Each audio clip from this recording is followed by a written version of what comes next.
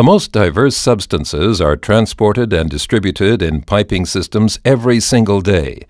They may include drinking water, fruit juices, chemicals, or even slurries containing stones. The fluids flowing through pipes often have completely different properties. Consequently, there are different principles for their measurement. One method is flow measurement based on the electromagnetic principle.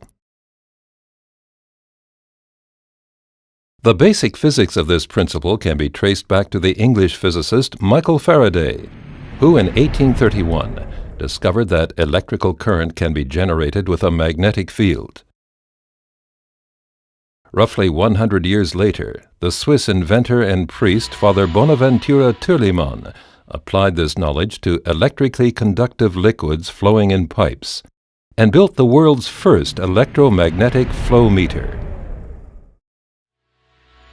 Let's take a closer look at how this measurement method works. Two field coils are located inside each electromagnetic flowmeter. With the help of what are termed pole shoes, these coils generate a constant magnetic field over the entire cross-section of the measuring tube. Two electrodes which can pick up electrical voltages are installed at a right angle in the wall of the tube. The lining fitted on the inside wall prevents electrical short circuits between the conductive liquid and the metallic tube. If there is no liquid flow, no induced electrical voltage is measured at first between the two electrodes. The electrically charged particles of the conductive liquid are evenly distributed, shown here in water with red and blue particles. However, as soon as the liquid starts to flow in the measuring tube, the magnetic field applies a force to the charged particles. As a result, the positively and negatively charged particles in the liquid are separated and collect on the opposite sides of the tube wall. Now an electrical voltage forms, which is detected and measured by the two electrodes. This voltage is directly proportional to the flow velocity in the pipeline. Together with the known tube cross-section, the flow volume can then be calculated.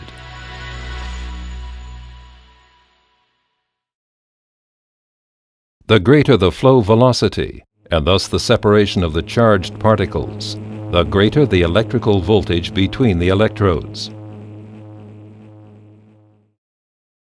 The electrodes also detect what is called interference voltage, which has to be separated from the actual measuring signal. One method that has been successfully used for this purpose is to create the magnetic field with a pulsed direct current. To do so, the polarity of the magnetic field is alternately reversed, illustrated here in slow motion. The voltage picked up on the measuring electrodes now constantly changes in polarity. As a result, all constant interference voltages can be eliminated.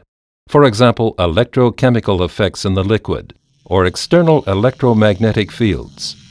Thus, the size of such interference voltages has no impact whatsoever on the actual measuring signal. The advantages of this are a stable measurement and a stable system zero point. With an installed base of over 1 million electromagnetic flow meters, Endress & Hauser has stood for flow expertise and superb product quality for over 30 years. In other words, high accuracy, easy installation, and absolute reliability. For all applications, we have the right solution. Endress & Hauser, your single source supplier for measurement technology.